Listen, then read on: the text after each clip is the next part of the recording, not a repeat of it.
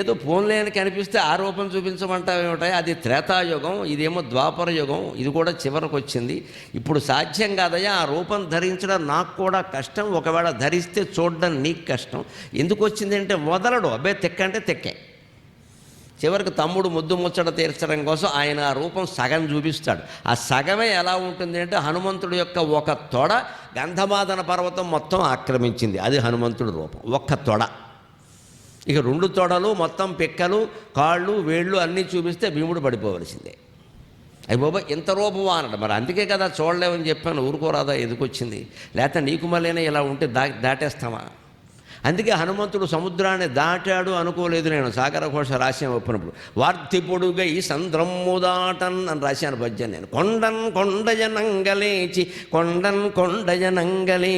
పవనాంకూరమ్ము ఝంఝామరుచ్చండాకారము దాల్చి వార్తి పొడుగై సంద్రమ్ము దాటన్ వపుర్దండం వెల్ల చెమర్ప ఈ లవణ సామ్రాజ్యము సేవాసుధా భాండంబై క్షితిజాత బాష్పజనిత ఔర్వం వింత శాంతించడిన్.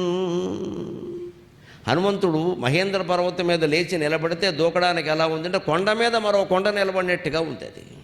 ఆయన పవనాంకూరం అంటే వాయుపుత్రుడు, పిల్లగాలి. ఒక్కసారి ఝంఝామారుతం అయ్యాడు, తుఫాను గాలి అయ్యాడు. మనకి ఏదో సాయంత్రం పూట బాల్కనీలో బయట కూర్చుంటే సన్నగా గాలి వేస్తూ ఉంటే బాగానే ఉంటుంది, ఉన్నట్టుండి తుఫాను గాలి కింద మారుతుంది ఒక్కోసారి. ఏమిటి ఇంతలోనే మారిపోయింది అనుకుంటా. వాతావరణం అంటే అంతే.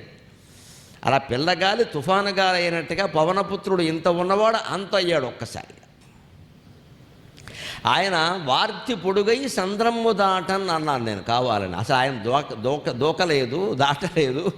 సముద్రం అంత పొడుగు ఆకారాన్ని పెంచినప్పుడు ఇక దాటడం ఎందుకయ్యా, రైతులు బోధి దాటినట్టే ఒక కాలు అటు వేసాడు అంతే, ఏం లేదు ఇక్కడ ఆయనకి అంతే. ఇది అప్పుడే 2 చెమట బొట్లు, ఆయన పాపం సముద్రం దాటుతూ ఉంటే శ్రమ పడుతున్నాడు కాబట్టి శరీరం నుంచి 2 చెమట బొట్లు సముద్రంలో పడ్డాయి.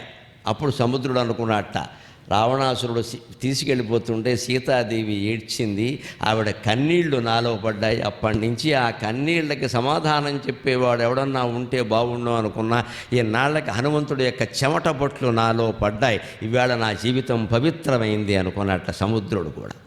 అలా మన జీవితం కూడా ఎవరి కన్నీళ్ళైనా తుడవగలిగితే పవిత్రం అవుతుంది. చూపుడు వేలు ఉన్నది చంపేస్తా, మా ఊర్రా నరికేస్తా అనడానికి కాదు.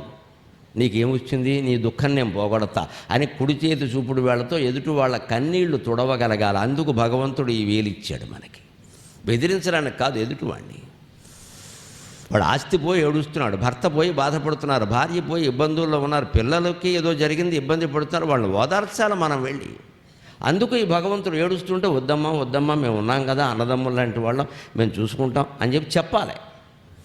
అలా చేస్తే సీతాదేవి దుఃఖాన్ని ఓదార్చినటువంటి హనుమంతుడికి జీవితంలో ఏ స్థానం వచ్చిందో చరిత్రలో మనకి ఇతరుల దుఃఖాలు తీర్చడం వల్ల అంతటి స్థానమే వస్తుంది. అదే ఆధ్యాత్మిక జీవనం. ఎవరికి ఏ ఉపకారం చేయని దానికి దేనికండి ఈ జీవితం పని లేక. వాళ్ళ దుఃఖంలో వాళ్ళు ఉంటే మన సుఖంలో మనం ఉంటే అది జీవితమా? అది పురాణాల నుంచి మనం